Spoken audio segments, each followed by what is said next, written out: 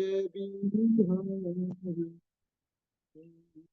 जयो राधा माधव जयो के बिहारी जय गोपी जगवल्लभा जय गिरिवरधारी जय गिरिवरधारी जय गोपी जगवल्लभा जय गिरिवरधारी जय गिरिवरधारी जय यशोदानंदना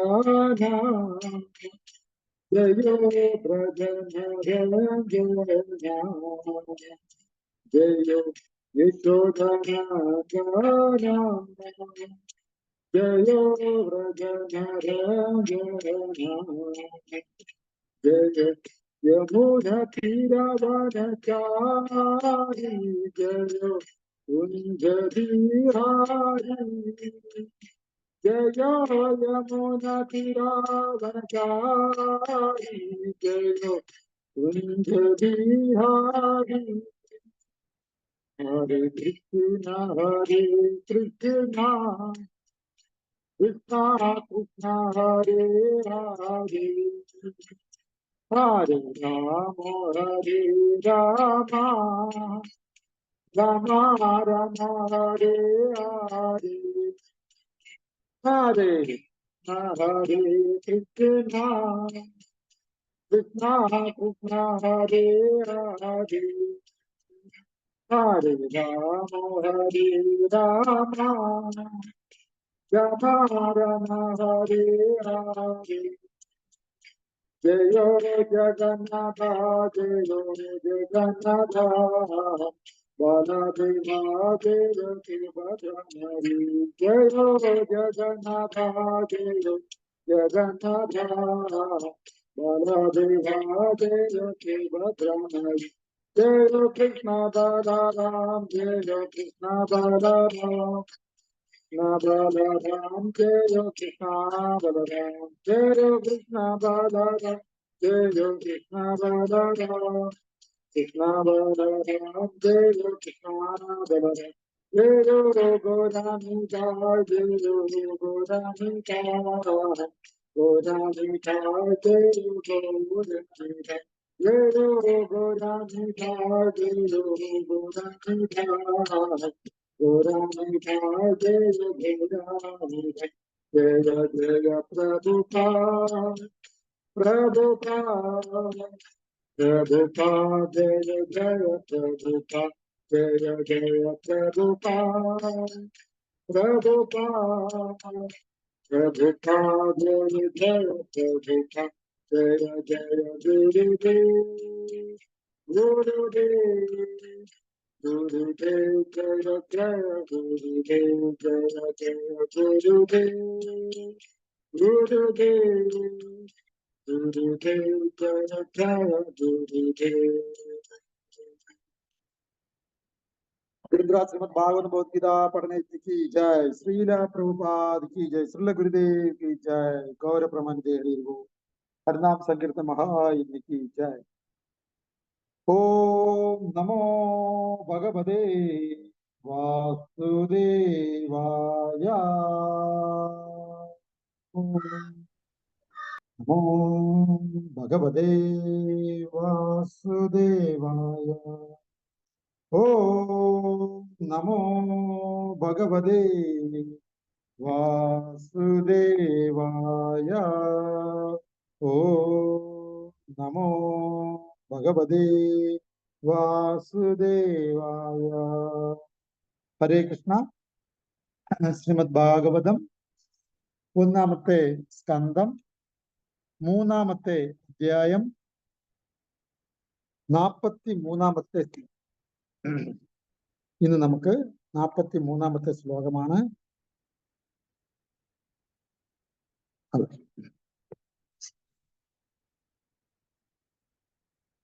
കൃഷ്ണേ സോദാമോപഗതേ കൃഷ്ണേ സോദാമോപഗതേ ധർമ്മജ്ഞാനാദിഭി സഹ ധർമ്മജ്ഞാനാദിഭി സഹ കലോ നഷ്ടാദൃശാമേഷ കലോ നഷ്ടാദൃശാമേഷ പുരാണാർക്കോ ദുനോദിതഃ പുരാണാർക്കോ ദുനോദിതഃ കൃഷ്ണോ ത്വദാമേ പഗതേ കൃഷ്ണേ സുദാമോപഗതേ ധർമ്മജ്ഞാനാദിഭി സഹ ധർമ്മജ്ഞാനാദിഭി സഹ കലോ നഷ്ടാദൃശാമേഷ കലോ നഷ്ടാദൃശാമേഷ പുരാണാർക്കോ ദുനോദിതഃ പുരാണാർക്കോ ദുനോദിതഃ കൃഷ്ണോ സുദാമോപഗതേ ധർമ്മജ്ഞാനാദിഭി സഹ കലോ നഷ്ടാദൃശാമേഷ പുരാണാർക്കോ ദുനോദിതഃ കൃഷ്ണേ കൃഷ്ണന്റെ സ്വധാമ സ്വന്തം ധാമം ഉപഗതേ മടങ്ങിച്ചെന്നതിനാൽ ധർമ്മം ജ്ഞാന വിജ്ഞാനം ആദിഭിഹി ഒരുമിച്ച് സഹ കൂടെ കലോ കലിയുഗത്തിൽ നഷ്ടദൃശാം കാഴ്ച നഷ്ടപ്പെട്ട വ്യക്തികൾ യേശ അവയെല്ലാം പുരാണ അക്രഹ സൂര്യനെ പോലെ തേജസാർന്ന പുരാണം അധൂന ഉടൻ തന്നെ ഇപ്പോൾ ഉദിച്ചു. വിവർത്തനം: ധർമ്മം വിജ്ഞാനം തുടങ്ങിയവയുടെ അകമ്പടിയോടെ സ്വധാമത്തിലേക്ക് ശ്രീകൃഷ്ണ ഭഗവാൻ പ്രയാണം ചെയ്ത ഉടൻ തന്നെ അത്യുജ്വലമായ സൂര്യ തേജസ്സോടെ ശ്രീ ഭാഗവത പുരാണം ആവിർഭവിച്ചു. ഈ കലിയുഗത്തിൽ അജ്ഞതയുടെ കടും അന്ധകാരത്തിൽ കാഴ്ച നഷ്ടപ്പെട്ടവർക്ക് ഈ പുരാണം പ്രകാശമേകും. ഭാവാർത്ഥമേസി ഭക്തിവേദാന്ത സ്വാമി ശ്രീല പ്രഭുപാദിക്ക് ജയ്. ശ്രീകൃഷ്ണ ഭഗവാന് സ്വധാമം അഥവാ വാസസ്ഥലം ഉണ്ട്. അവിടം അദ്ദേഹം ശാശ്വത സഹചാരികളോടും അദ്ദേഹത്തിന്റെ പരിച്ഛദങ്ങളോടും കൂടി നിത്യമായി സ്വയം ആനന്ദിക്കുന്നു. ഭഗവാന്റെ ആന്തരിക ശക്തിയുടെ ആവിഷ്കാരമാണ് അദ്ദേഹത്തിന്റെ ശാശ്വത ധാമം. ഭൗതിക ലോകം ഭഗവാന്റെ ബാഹ്യശക്തിയുടെ ആവിഷ്കാരമാണ്. എപ്പോൾ ഭഗവാൻ ഭൗതിക ലോകത്തിൽ ആരോഹണം ചെയ്ത് അവതരിക്കുന്നുവോ അപ്പോൾ ആത്മമായ എന്ന് വിശേഷിപ്പിക്കുന്ന ആന്തരിക ശക്തിയുടെ അഖില പരിച്ഛദങ്ങളോടും കൂടി ഭഗവാൻ സ്വയം പ്രക്ഷോഭിക്കുന്നു. സ്വശക്തി അഥവാ തന്റെ ആത്മമായയാൽ അവരോഹണം ചെയ്ത് സ്വയം അവതരിക്കുന്നുവെന്ന് ഭഗവത്ഗീതയിൽ ഭഗവാൻ അരുളി ചെയ്യുന്നു. ആകയാൽ ഭഗവാന്റെ നാമം, രൂപം, യശസ്, പരിച്ഛദങ്ങൾ തുടങ്ങിയവയെല്ലാം ദ്രവ്യത്തിന്റെ സൃഷ്ടിയല്ല. ഭഗവാനാൽ നേരിട്ട് വിളംബരം ചെയ്യപ്പെട്ട ധർമ്മസംഹിതകളെ ആർക്കും പുനഃസ്ഥാപിക്കാൻ കഴിയുകയില്ല. ധർമ്മസംഹിതകളെ ആജ്ഞാപിക്കാൻ ഭഗവാനോ അല്ലെങ്കിൽ ഭഗവാനാൽ അധികാരപ്പെടുത്തപ്പെട്ട യോഗ്യരായ വ്യക്തികൾക്കോ മാത്രമേ കഴിയൂ. ഭഗവാനെ അറിയുക, ഭഗവാനുമായുള്ള നമ്മുടെ ബന്ധത്തെക്കുറിച്ച് അറിയുക, ഭഗവാനുമായി ബന്ധപ്പെട്ട നമ്മുടെ കർത്തവ്യം എന്തെന്ന് അറിയുക, ഈ ഭൗതിക ശരീരം ഉപേക്ഷിച്ച ശേഷം പരമമായ നമ്മുടെ പ്രാപ്യസ്ഥാനം എന്ത് എന്ന് അറിയുക എന്നിവയൊക്കെയാണ് യഥാർത്ഥ ധർമ്മം. മായാശക്തിയുടെ കുരുക്കിൽ അകപ്പെട്ട പതീത ആത്മാക്കൾ ഈ ജീവിത തത്വങ്ങളെ കുറിച്ച് തികച്ചും അജ്ഞരാണ്. ഭൂരിപക്ഷം പേരും മൃഗങ്ങളെ പോലെ ഭോജനം, ശയനം, ഭയം, സംയോഗം എന്നിവയിൽ വ്യാപൃതരായിരിക്കും.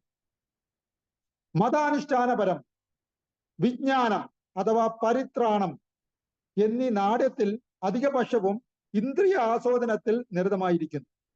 വർത്തമാന കലഹയുഗത്തിൽ അവർ അതിരേകമായി അന്ധരായി തീർന്നിരിക്കുന്നു. കലിയുഗത്തിൽ ജനങ്ങൾ വെറും മൃഗങ്ങളുടെ രാജകീയ പതിപ്പാണ്. ദൈവികമായ മത അനുസാരിയായി ജീവിതത്തോടോ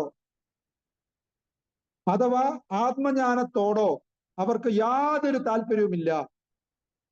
സൂക്ഷ്മ മനസ്സിനും ബുദ്ധി അഥവാ അഹന്ത എന്നിവയുടെ അധികാര പരിധിക്കും അപ്പുറത്തായി യാതൊന്നും തന്നെ ദർശിക്കാൻ സാധിക്കാത്ത വിധം അത്രയ്ക്കും അവർ അന്ധ അവസ്ഥയിലായി തീർന്നിരിക്കുന്നു.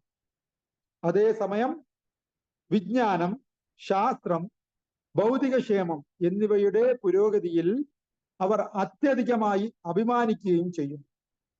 ജീവിതത്തിന്റെ ആത്യന്തികമായ ലക്ഷ്യമെന്ന ദർശനത്തെ അവർ പൂർണ്ണമായും നഷ്ടപ്പെടുത്തിയിരിക്കയാൽ നിലവിലെ ശരീരം വെടിഞ്ഞ ഉടൻ നായായും പന്നിയായും ജന്മമെടുക്കത്തക്ക വിധം അവരുടെ ജീവിതത്തെ അവർ അപകടത്തിലാക്കിയിരിക്കുന്നു.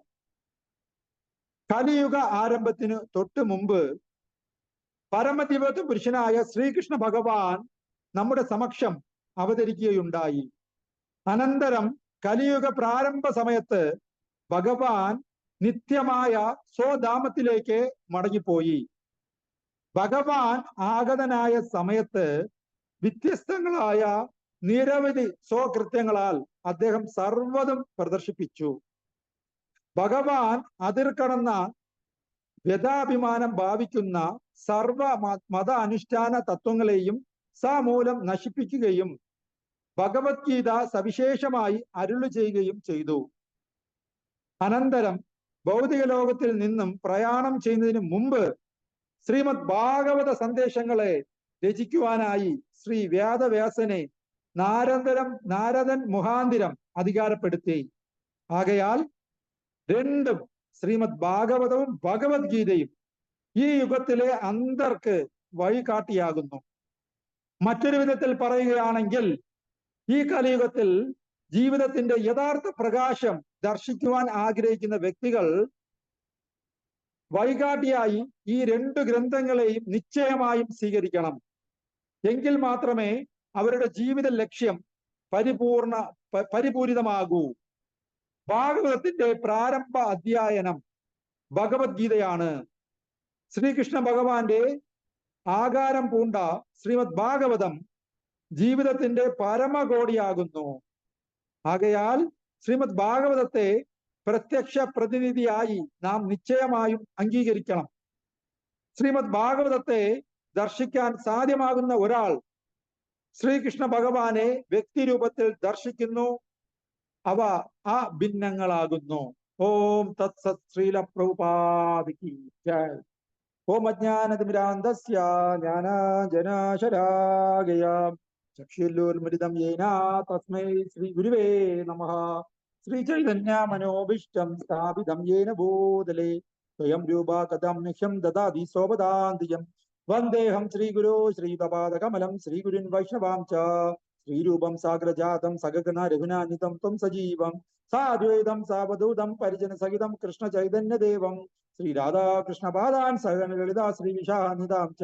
ഹേ കൃഷ്ണ കരുണാ സിന്ധോ ദീനബന്ധോ ജഗത്പദേ ഗോപേശ ഗോപിക കാന്ത രാധാ കാന്ത നമസ്തുതേ. സപ്തകാഞ്ചന ഗൗരാംഗി രാധേ വൃന്ദാവനേശ്വരി വൃഷഭാനുസുതേ ദേവി പ്രണമാമി ഹരിപ്രിയേ. നമോ മഹാവദന്യായ കൃഷ്ണ പ്രേമ പ്രദായതേ കൃഷ്ണായ കൃഷ്ണ ചൈതന്യ നാമ്നേ ഗൗരതിശേ നമഃ. നമോ ബ്രാഹ്മണ ദേവായ ഗോ ബ്രാഹ്മണ ഹിതായ ച ജഗദ്ഗിതായ കൃഷ്ണായ ഗോവിന്ദായ നമോ നമഃ. വാഞ്ചാകൽപതരൂപശ്ച കൃപാ സിന്ധുഭേവ ച പതിതാനാം പാവനേവോ വൈഷ്ണവേവോ നമോ നമഃ. നമോ വിഷ്ണുപാദായ കൃഷ്ണ പ്രഷ്ടായ ബോധലേ ശ്രീമതേ ഭക്തി വേദാന്ത സ്വാമി ഇതി നാമിനെ. നമസ്തേ സരസ്വതി ദേവേ ഗൗരവാണി പ്രചാരണേ നിർവിശേഷ ശൂന്യവാദി പാശ്ചാത്യ ദേശധാരണേ. ജയ ശ്രീകൃഷ്ണ ചൈതന്യ പ്രഭോ നിത്യാനന്ദ ശ്രീ അദ്വൈത ഗദാധര ശ്രീവാസാദി ഗൗര ഭക്തവൃന്ദ. ഹരേ കൃഷ്ണ കൃഷ്ണ കൃഷ്ണ ഹരേ ഹരേ ഹരേ രാമ രാമ രാമ ഹരേ ഹരേ. നമോ ഓം വിശുദ്ധായ കൃഷ്ണപ്രഷ്ടായ ബോധേ ശ്രീമതേ മഹാവിഷ്ണു ഗോസ്വാമിനാം നമാമി മൂർധന്യ ചരണാരവിന്ദേ ശ്രീ ഭാഗവത വസ്മേരിസ്തേ പ്രചാരണേ ലോകധാരണേ ശ്രീല മഹാവിഷ്ണു ഗോസ്വാമിനാം ജയ കൃഷ്ണ. ഹരേ കൃഷ്ണ. വളരെ സന്തോഷമുണ്ട് പ്രിയപ്പെട്ട ഭക്തജനങ്ങളുമായിട്ട് വീണ്ടും നമ്മൾ ശ്രീമദ് ഭാഗവതം ഡിസ്കസ് ചെയ്യാൻ വേണ്ടി ഒരുമിച്ച് കൂടിയിരിക്കുന്നു. കൃഷ്ണന്റെ കൃപ കൊണ്ട് മാത്രമാണ് നമുക്ക് ഭാഗവതം ചർച്ചയ്ക്ക് പങ്കെടുക്കാൻ കഴിയുന്നത്. ഇന്ന് നമ്മൾ ചർച്ച ചെയ്യപ്പെടുന്നത് ഭാഗവതത്തിൽ 18,000 ശ്ലോകങ്ങൾ ഉണ്ടെങ്കിലും ഏറ്റവും പ്രധാനപ്പെട്ട ശ്ലോകങ്ങൾ നമ്മൾ എടുക്കുകയാണെങ്കിൽ തീർച്ചയായിട്ടും അതിൽ അത്യുന്നത പദം അലങ്കരിക്കുന്ന മറ്റൊരു മനോഹരമായ ശ്ലോകമാണ് ഇന്ന് നമ്മൾ ചർച്ച ചെയ്യപ്പെടുന്നത്. ഏറ്റവും ഇമ്പോർട്ടന്റ് ആയിട്ടുള്ള ശ്രീമദ് ഭാഗവത ശ്ലോകം, ഭാഗവതത്തിനെ വാനോളം ഗ്ലോറിഫൈ ചെയ്യുന്ന മറ്റൊരു ശ്ലോകം ശ്രീമദ് ഭാഗവതത്തിൽ തന്നെ പറഞ്ഞിട്ടുള്ളതാണ്. ഇന്നത്തെ ശ്ലോകം ശ്രീമദ് ഭാഗവതം 1:3:43. അധ്യായത്തിന്റെ പേര് കൃഷ്ണൻ സർവ അവതാരങ്ങളുടെയും സ്രോതസ് എന്നാണ്. കൃഷ്ണേ സോദാമോപഗതേ ധർമ്മജ്ഞാനാഭി സഹ ഫലോ നഷ്ട ദൃശാമേശ പുരാണാർക്കോദിനോദിത. അതിന്റെ അർത്ഥം ഇതാണ്: ധർമ്മം, വിജ്ഞാനം തുടങ്ങിയവയുടെ അകമ്പടിയോടെ സ്വധാമത്തിലേക്ക് ശ്രീകൃഷ്ണ ഭഗവാൻ പ്രയാണം ചെയ്ത ഉടൻ തന്നെ അത്യുജ്വല സൂര്യ തേജസ്സോടെ ശ്രീമദ് ഭാഗവത പുരാണം ആവിർഭവിച്ചു. ഈ കലിയുഗത്തിൽ അജ്ഞതയുടെ കടും അന്ധകാരത്തിൽ കാഴ്ച നഷ്ടപ്പെട്ടവർക്ക് ഈ പുരാണം പ്രകാശമേകും. എപ്പോഴാണ് കലിയുഗം ആരംഭിച്ചത്? പത്മപുരാണം പറയുന്നതനുസരിച്ച് പത്മപുരാണം പറയുന്നതനുസരിച്ച് ഭഗവാൻ ശ്രീകൃഷ്ണൻ അദ്ദേഹത്തിന്റെ പാദസ്പർശനം ഭൂമിയിൽ നിന്നും എപ്പോഴാണോ എടുത്തു മാറ്റിയത്, അടുത്ത സെക്കൻഡ് മുതൽ കലിയുഗം സ്റ്റാർട്ടായി. അങ്ങനെ ഇന്നേക്ക് 5108 വർഷങ്ങൾ കഴിഞ്ഞിരിക്കുന്നു. ഈ 5108 വർഷങ്ങൾക്ക് മുമ്പ് ഭഗവാൻ ഈ ഭൂമുഖത്ത് നിന്നും പാദസ്പർശനം എടുത്തു മാറ്റിയ അതേ സമയത്ത് തന്നെ എന്താണ് നമുക്ക് ഓരോരുത്തർക്കും അഭയം ഇനി വരാൻ പോകുന്ന യുഗത്തിൽ എന്നുള്ള ചോദ്യത്തിന് ഉത്തരമാണ് ശ്രീമദ് ഭാഗവതം. ഭഗവാൻ ഈ ഭൗതിക ലോകത്തിൽ നിന്നും പാദസ്പർശം എടുത്തു മാറ്റിയ ഉടൻ തന്നെ ധർമ്മവും വിജ്ഞാനവും ഭഗവാന്റെ കൂടെ പോയി കഴിഞ്ഞു. പിന്നെ ഇവിടെ എല്ലാം ദോഷങ്ങൾ മാത്രമേ ഉള്ളൂ. അതുകൊണ്ട് തന്നെ മൊത്തം ഇരുട്ടാണെന്ന് തന്നെ നമുക്ക് പറയാം. അങ്ങനെയുള്ള ഇരുട്ടിൽ നമുക്ക് വെളിച്ചമേകുന്നത് ഏതെന്ന് ചോദിച്ചാൽ അത് ശ്രീമദ് ഭാഗവതമാണ്. സൂര്യ തേജസ്സോടെ ഭാഗവതം ആവിർഭവിച്ചു എന്നാണ് പറയുന്നത്. സൂര്യ തേജസ് എന്ന് പറയാൻ കാരണം സൂര്യൻ പ്രകാശം നൽകുന്നു. ആ തേജസ്സോടെ തന്നെയാണ് ഭാഗവതവും നമുക്ക് വഴിവിളക്കായി പ്രകാശം നൽകുന്നത്. അപ്പോ അജ്ഞതയുടെ ഈ യുഗത്തിൽ അജ്ഞാനമാണ് എല്ലായിടത്തും ഉള്ളത്. നമുക്ക് അന്ധകാരമാണ് നമുക്കുള്ളത്. നമ്മുടെ ഉള്ളിലും പുറത്തും അന്ധകാരമാണ്. അങ്ങനെയുള്ള ആൾക്കാർക്ക് വെളിച്ചം വേണമെന്ന് ആഗ്രഹമുണ്ടെങ്കിൽ ഒരു അന്ധനെ മറ്റൊരു അന്ധനെ നയിക്കാൻ പറ്റത്തില്ല. കണ്ണുള്ള ആളിന് മാത്രമേ നയിക്കാൻ പറ്റൂ. എന്നതുപോലെ ഈ അന്ധകാരത്തിൽ നിന്നും നമുക്ക് രക്ഷപ്പെടാൻ നമുക്ക് വെളിച്ചം ആവശ്യമാണ്. ആ വെളിച്ചമാണ് ശ്രീമദ് ഭാഗവതം എന്നാണ് പറയുന്നത്. അത് എപ്പോ ആവിർഭവിച്ചെന്ന് ചോദിച്ചാൽ ഭഗവാൻ ശ്രീകൃഷ്ണൻ ഈ ഭൂമുഖത്ത് നിന്നും പാദസ്പർശനം എടുത്ത് മാറ്റിയ അടുത്ത സെക്കൻഡിൽ കലിയുഗം ആരംഭിച്ചു. അപ്പൊ തന്നെ നമുക്ക് നമ്മുടെ സംരക്ഷണാർത്ഥം ഭഗവാൻ നമുക്ക് എന്തു നൽകി? സൂര്യ തേജസ്സോടെ ഭാഗവതത്തിനെ ആവിർഭവിച്ച് നമുക്ക് തന്നു. അപ്പോ ഈ കലിയുഗത്തിൽ പ്രകാശത്തിന്റെ പാതയിൽ സഞ്ചരിക്കണമെന്ന് ആഗ്രഹിക്കുന്ന ഏതൊരു വ്യക്തി ശ്രീമദ് ഭാഗവതത്തിന് ഉപയോഗപ്പെടുത്തേണ്ടതാണ്. എങ്ങനെ ഭാഗവതത്തിന് ഉപയോഗപ്പെടുത്താം? ഭഗവാൻ ഭാഗവതം നൽകിയിരിക്കുന്നത് ഗ്രന്ഥരൂപേണയാണ്. അതുകൊണ്ട് തന്നെ ആ ഗ്രന്ഥങ്ങൾ നല്ലവണ്ണം വായിക്കുകയും ആ ഗ്രന്ഥത്തിനെ കുറിച്ച് ചർച്ചകൾ നടത്തുകയും ഗ്രന്ഥത്തിനെ കുറിച്ച് കേൾക്കുകയും വളരെ ആത്മാർത്ഥമായി അതിൽ നോട്ട് ചെയ്ത് പഠിക്കുകയും നമ്മൾ ഇതിനെക്കുറിച്ച് മറ്റുള്ളവർക്ക് പറഞ്ഞു കൊടുക്കുകയും നമ്മൾ പരസ്പരം ചർച്ച ചെയ്യുകയും ചെയ്താണ് ഈ ഭാഗവത ഗ്രന്ഥം നമ്മൾ ആസ്വദിക്കുന്നത്. ഒരു ജ്യൂസ് നമ്മൾ എങ്ങനെയാണ് ആസ്വദിക്കേണ്ടത്? അത് കുടിച്ചാണ് ആസ്വദിക്കേണ്ടത്. അതേപോലെ തന്നെ നമ്മൾ ആഹാരം എങ്ങനെയാണ് ആസ്വദിക്കേണ്ടത്? അത് ചവച്ചരച്ച് കഴിച്ചാണ് അത് ആസ്വദിക്കേണ്ടത്. അതേപോലെ ശ്രീമദ് ഭാഗവതം എങ്ങനെയാണ് ആസ്വദിക്കേണ്ടത്? അത് നമ്മൾ ചെവിയിലൂടെയാണ് ആസ്വദിക്കേണ്ടത്, വായിലൂടെയാണ്. അപ്പൊ ഭാഗവതത്തിനെ കുറിച്ച് ചെവിയിലൂടെ ആസ്വദിച്ചതിന് ശേഷം വായിലൂടെ ആസ്വദിക്കണം. ആദ്യം ശ്രവണം, പിന്നെ കീർത്തനം. അപ്പൊ ഈ 2 ഇന്ദ്രിയങ്ങളാണ് ഭാഗവതത്തിന് വേണ്ടി നമ്മൾ മാറ്റിവെക്കേണ്ടത്. അപ്പോൾ ചെവിയിലൂടെ കേൾക്കുമ്പോൾ വായിലൂടെ പറയാൻ കഴിയണമെങ്കിൽ നമ്മൾ കണ്ണുകൊണ്ട് അത് ഇടയ്ക്ക് നോക്കി വായിക്കുകയും കൂടെ ചെയ്യേണ്ടതുണ്ട്. അപ്പൊ കണ്ണിനെ നമുക്ക് ശ്രീമദ് ഭാഗവത ആസ്വാദനത്തിൽ ഏർപ്പെടുത്താവുന്നതാണ്. ഭാഗവതത്തിൽ നിന്നുമുള്ള പ്രധാന ഭാഗങ്ങളെ കുറിച്ച് നല്ല രീതിയിൽ ചിത്രരചന രചിച്ച ഭക്തന്മാരുണ്ട്. ആ പടങ്ങളെല്ലാം നമ്മൾ കണ്ണുകൾ കൊണ്ട് ഭാഗവതത്തിലുള്ള പ്രശസ്ത ഭാഗങ്ങളെ കുറിച്ച് ചിത്രരചനയിലൂടെ വരച്ചത് കണ്ണുകൊണ്ടും ഭാഗവതത്തിനെ ആസ്വദിക്കാവുന്നതാണ്. അങ്ങനെ നമ്മൾ നോക്കുമ്പോൾ ശ്രീമദ് ഭാഗവതം ആർക്കാണോ അന്ധകാരത്തിൽ നിന്നും വെളിച്ചത്തിലേക്ക് വരേണ്ടത് അവർക്കെല്ലാം ഭാഗവതം ഡിപ്പെൻഡ് ചെയ്യേണ്ടതായിട്ടുണ്ട് എന്ന് ഭാഗവതത്തിൽ തന്നെ പറഞ്ഞിട്ടുള്ള കാര്യം ഇന്നത്തെ ശ്ലോകത്തിലൂടെ നമുക്ക് മനസ്സിലാക്കാവുന്നതാണ്. ഒരിക്കൽ ശ്രീല പ്രഭുപാദന് ഏറ്റവും ഇഷ്ടപ്പെട്ട സർവീസ് തീർച്ചയായിട്ടും നമുക്കറിയാം ബുക്ക് ഡിസ്ട്രിബ്യൂഷനാണ്. എന്തുകൊണ്ടെന്ന് ചോദിച്ചാൽ ഈ ജ്ഞാനം ജനങ്ങളിലേക്ക് എത്തിക്കുക എന്നുള്ളത് ശ്രീല പ്രഭുപാദർ വളരെ ആത്മാർത്ഥമായി ആഗ്രഹിക്കുന്നു എന്നുള്ളതാണ് അതിന് കാരണം ഈ ശ്ലോകത്തിൽ തന്നെ പറഞ്ഞിരിക്കുന്നത് പോലെ അന്ധകാരത്തിൽപ്പെട്ട ഉലയുന്ന ജീവാത്മാക്കൾക്ക് പ്രകാശം പരത്തുവാൻ ശ്രീല പ്രഭുപാദർ ആഗ്രഹിച്ചത് കൊണ്ടാണ് അദ്ദേഹത്തിന്റെ ഭാഗവത ധർമ്മത്തിനെ കുറിച്ച് എഴുതപ്പെട്ട പുസ്തകങ്ങൾ ജനങ്ങളിലേക്ക് എത്തിക്കാൻ അദ്ദേഹം ഇത്രമാത്രം ആഗ്രഹിച്ചത്. ശ്രീല പ്രഭുപാദർ നമ്മളും അദ്ദേഹത്തിന്റെ ഈ ഗ്രന്ഥങ്ങളിലൂടെയാണ് അദ്ദേഹത്തിനെ നമ്മൾ കാണുന്നത്, അദ്ദേഹത്തിനെ അസോസിയേറ്റ് ചെയ്യുന്നത്. അപ്പോ ശ്രീല പ്രഭുപാദർ മാസമായിട്ട് ബുക്ക് ഡിസ്ട്രിബ്യൂഷൻ എല്ലാവരിലും എത്തിക്കാൻ വളരെ ആത്മാർത്ഥമായി ആഗ്രഹിച്ചിരുന്നു. ഒരു പ്രാവശ്യം ഏറ്റവും നന്നായിട്ട് ബുക്ക് ഡിസ്ട്രിബ്യൂട്ട് ചെയ്യുന്ന ഒരു മാതാജി, ഫോറിൻ മാതാജി ഉണ്ടായിരുന്നു. ആ മാതാജിയുടെ പേര് മൂലപ്രകൃതി ദേവിദാസി എന്നാണ്. ആ മാതാജി ഒരു പ്രാവശ്യം ഫോറിൻ കൺട്രിയിൽ ഒരിക്കൽ രാജ്യമെന്ന് ഞാൻ ഓർക്കുന്നില്ല, ശ്രീല പ്രഭുപാദർ എത്തിയപ്പോൾ ആ മാതാജി എയർപോർട്ടിലെ ബുക്ക് ഡിസ്ട്രിബ്യൂഷൻ ചെയ്യുന്ന സർവീസാണ് പ്രധാനമായിട്ട് മാതാജി ഏറ്റെടുത്തിരുന്നത്. ആ മാതാജി എയർപോർട്ടിലെ ബുക്ക് ഡിസ്ട്രിബ്യൂഷൻ ഒക്കെ ചെയ്തിട്ട് ശ്രീല പ്രഭുപാദർ അവിടെ എത്തിയ വിവരം അറിഞ്ഞിട്ട് ഓടി വരികയുണ്ടായി. അപ്പൊ ശ്രീല പ്രഭുപാദർ ആ മാതാജിയെ കുറിച്ച് ഒരുപാട് കേട്ടിട്ടുണ്ട്. അപ്പൊ മാതാജി വന്നതും ശ്രീല പ്രഭുപാദർ വളരെ സന്തോഷിച്ചു. കാരണം മാതാജിയുടെ കയ്യിൽ കുറച്ച് പുസ്തകങ്ങൾ ഉണ്ടായിരുന്നു. എന്ന് വെച്ചാൽ അതിനർത്ഥം ശ്രീല പ്രഭുപാദർ വന്നതുകൊണ്ട് അദ്ദേഹം ഓടി വന്നെങ്കിലും ബുക്ക് ഡിസ്ട്രിബ്യൂഷൻ എന്നുള്ള സർവീസ് കണ്ടിന്യൂ ചെയ്യും. അപ്പൊ അതിന്റെ ഇടയിൽ പ്രഭുപാദന്റെ ദർശനം എടുക്കാനുള്ള സന്തോഷവും കൊണ്ട് ആഗ്രഹം കൊണ്ട് ഓടി എത്തിയതാണ്. അപ്പൊ വളരെ നല്ല സൂപ്പർ ബുക്ക് ഡിസ്ട്രിബ്യൂട്ടർ ആണ് മാതാജി. അപ്പൊ ശ്രീല പ്രഭുപാദറിന് വളരെ ഒരു ക്യൂരിയോസിറ്റി ഉണ്ടായി. മാതാജിയോട് ചോദിച്ചു, അങ്ങ് എങ്ങനെയാണ് ബുക്ക് ഡിസ്ട്രിബ്യൂഷൻ ചെയ്യുന്നത് എന്ന് ചോദിച്ചു. അപ്പൊ മാതാജി പറഞ്ഞു, ഞാൻ ഈ പുസ്തകത്തിന്റെ മഹിമ എല്ലാവരോടും പറഞ്ഞു കൊടുക്കും. ആർക്കൊക്കെയാണ് ബുക്ക് ഡിസ്ട്രിബ്യൂഷൻ കൊടുക്കുന്നത്? അത് ഞാൻ എയർപോർട്ട് കേന്ദ്രീകരിച്ചാണ് ബുക്ക് ഡിസ്ട്രിബ്യൂഷൻ കൂടുതലും ചെയ്യുന്നത്. വലിയ വലിയ ബിസിനസ്മാൻ, വലിയ വലിയ പേഴ്സണാലിറ്റീസ്, ഇവർക്കൊക്കെ ഞാൻ ബുക്ക് ഡിസ്ട്രിബ്യൂഷൻ ചെയ്യുന്നത് എൻ്റെ ഇഷ്ടമുള്ളൊരു സർവീസാണ്.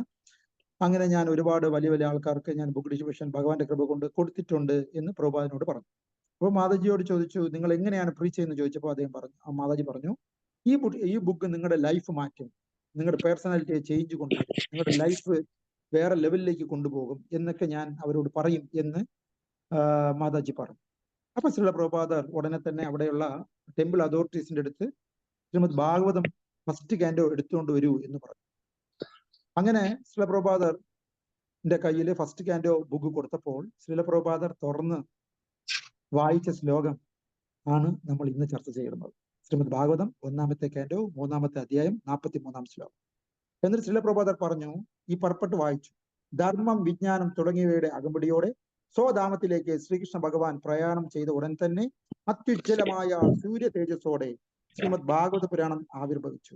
ഈ കലിയുഗത്തിൽ അജ്ഞതയുടെ കടും അന്ധകാരത്തിൽ കാഴ്ച നഷ്ടപ്പെട്ടവർക്ക് ഈ പുരാണം പ്രകാശമാകും എന്നുള്ള ഈ ഒരു അറിവ് നിങ്ങൾ ബുക്ക് ഡിസ്ട്രിബ്യൂഷൻ ചെയ്യുമ്പോൾ മറ്റുള്ളവർക്ക് കാണിച്ചു കൊടുക്കണം, വായിച്ചു കേൾപ്പിച്ചു കൊടുക്കണം എന്ന് ശ്രീല പ്രഭുപാദർ ഉപദേശിച്ചു. ആ മനോഹരമായ ശ്ലോകമാണ് കൃഷ്ണകൃപയാൽ നമ്മൾ ഇന്ന് ചർച്ച ചെയ്യപ്പെടുന്നത്. ഏറ്റവും കൂടുതൽ ശ്രീല പ്രഭുപാദർ ഇഷ്ടപ്പെട്ട ഈ മനോഹരമായ ശ്ലോകത്തിലേക്ക് എല്ലാവരുടെയും ശ്രദ്ധ ക്ഷണിക്കുന്നു, ഭഗവാന്റെ കൃപയാൽ. അപ്പോ ഇത് ഒരു ശ്രീല പ്രഭുപാദന്റെ ഒരു ലീലയാണ്. ഈ ശ്ലോകത്തിന്റെ മഹിമ പറയാൻ വേണ്ടി അത് പറഞ്ഞതേ ഉള്ളൂ.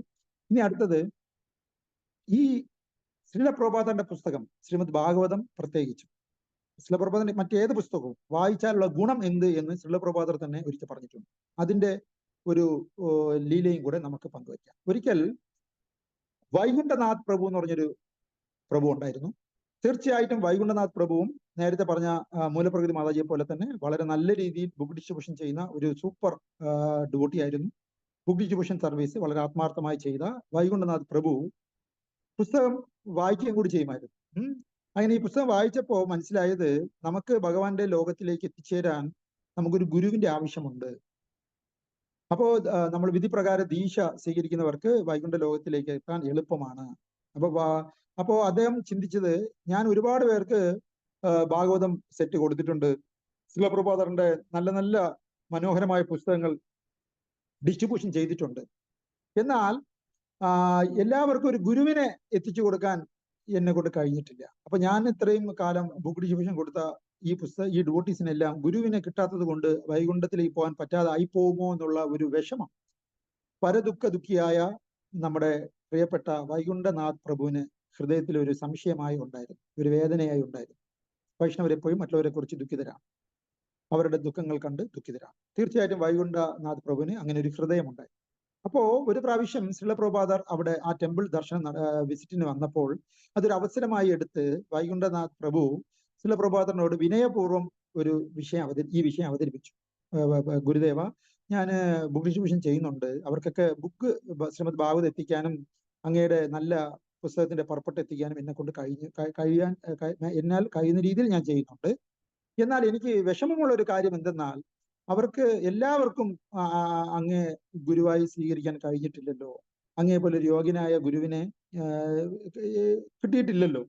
അതുകൊണ്ട് അവർക്ക് ഭഗവാന്റെ അടുത്ത് പോകുവാൻ കഴിയില്ലല്ലോ എന്ന് ഞാൻ വളരെ വിഷമിക്കുന്നു എന്ന് വൈകുണ്ഠനാഥ് പ്രഭു ശിലപ്രഭാതറിനോട് വിനയപൂർവ്വം പറഞ്ഞു. അപ്പൊ ശിലപ്രഭാതർ വളരെ ആത്മാർത്ഥമായി പറഞ്ഞ ഒരു കാര്യം നമ്മൾ വളരെ ശ്രദ്ധയോടെ മനസ്സിലാക്കി പ്രവർത്തിക്കേണ്ടതാണ്. എന്താണ് ശിലപ്രഭാതർ പറഞ്ഞത്? ശിലപ്രഭാതർ പറഞ്ഞത്, ആരാണോ എന്റെ പുസ്തകങ്ങൾ വായിക്കുന്നത് അവരെല്ലാം ഇനിഷ്യേറ്റഡ് ആണ്, അവർക്കെല്ലാം ഞാൻ ഇനിഷ്യേഷൻ നൽകിയിരിക്കുന്നു എന്ന് പറഞ്ഞ ഒരു വലിയ കരുണാമയനായ ഗുരുനാഥനാണ് നമ്മുടെ പരം പൂജ്യ ശ്രീല പ്രഭുപാദർ. അതിന്റെ അർത്ഥം എന്തെന്ന് അറിയാമോ? അവരെല്ലാം ഞാൻ ഭഗവാന്റെ അടുത്ത് തിരിച്ചു കൊണ്ടുപോകുമെന്നാണ് പറഞ്ഞത്. നമ്മൾ ആകെ ചെയ്യേണ്ടത് ശിലപ്രഭുപാദന്റെ പുസ്തകങ്ങൾ വായിക്കുക മാത്രമേ ചെയ്യേണ്ടൂ. അവരെല്ലാം ഭഗവാന്റെ അടുത്ത് കൊണ്ടുപോകുന്ന ഉത്തരവാദിത്വം, വലിയ ഉത്തരവാദിത്വം ശിലപ്രഭാതർ ഏറ്റെടുക്കുകയാണ്. ആരെല്ലാം ശിലപ്രഭാതറിന്റെ പുസ്തകങ്ങൾ വായിക്കുമ്പോൾ, ശ്രീമദ് ഭാഗവതത്തിന്റെ പർപ്പട്ട് പ്രഭാത എഴുതിയത് വായിക്കുമ്പോൾ അവരെല്ലാം ഭഗവാന്റെ അടുത്ത് കൊണ്ടുപോകും എന്ന് ശിലപ്രഭാതർ വാക്ക് തന്നിരിക്കുക. നമ്മൾ ചെയ്യേണ്ടത് ഇതിനെ ആത്മാർത്ഥമായി വായിച്ച് പഠിക്കുക എന്നുള്ളത് മാത്രമാണ്.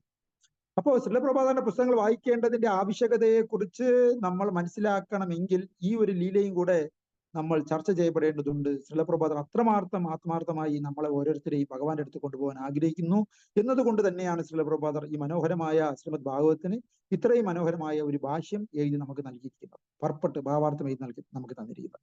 നമ്മുടെ ആകെ ഉള്ള ഒരു സർവീസ് അത് വായിക്കുക, ആത്മാർത്ഥമായി വായിക്കുക എന്നുള്ളത് മാത്രം. നമ്മളത് ചെയ്യാൻ നമുക്ക് ഭഗവാൻ അവസരം തരട്ടെ, നമുക്ക് ഓരോരുത്തർക്കും അതിന് കഴിയട്ടെ. എന്നിട്ട് നമ്മൾ ഇതുപോലെ ഭാഗവതം ചർച്ച ചെയ്യപ്പെടേണ്ടതുണ്ട്. അതിനാണ് നമ്മൾ രാവിലെ 8 മണിക്ക് ഒരുമിച്ച് കൂടുന്നത്. മറ്റൊരു അവസരത്തില് ശിലപ്രഭാതർ ഭാഗവത്തിന്റെ മഹിമ പറയുന്നത്, ശിലപ്രഭാതർ ആദ്യമായി അമേരിക്കയിലേക്ക് പോകുന്നതിന് മുമ്പ് അദ്ദേഹം അദ്വൈത ആംഗനത്തിൽ ദർശനമെടുക്കുവാൻ പോയി, വൃന്ദാവനധാമിൽ. അപ്പോ അദ്വൈത ആംഗനത്തിൽ പോയപ്പോൾ അവരെല്ലാവരും അറിഞ്ഞു ശിലപ്രഭാതർ അമേരിക്കയിലേക്ക് പോകാൻ പോകുന്നു. അപ്പൊ അവിടുത്തെ ബാബാമാരും അവിടുത്തെ ഡിവോട്ടീസും അവിടുത്തെ നിവാസികളും ശിലപ്രഭാതറിനോട് ചോദിച്ചു, സ്വാമിജി അങ്ങ് അമേരിക്കയിലേക്ക് പോവുകയാണോ എന്ന് ചോദിച്ചു. ശിലപ്രഭാതർ വിനയപൂർവ്വം പറഞ്ഞു, ഞാനല്ല അമേരിക്കയിൽ പോകുന്നത്, ശ്രീമദ് ഭാഗവതമാണ് അമേരിക്കയിലേക്ക് പോകുന്നത്. ഞാൻ ശ്രീമദ് ഭാഗവതത്തിനെ കൊണ്ടുപോകുന്ന സർവീസാണ് ചെയ്യുന്നത് എന്ന് പറഞ്ഞു.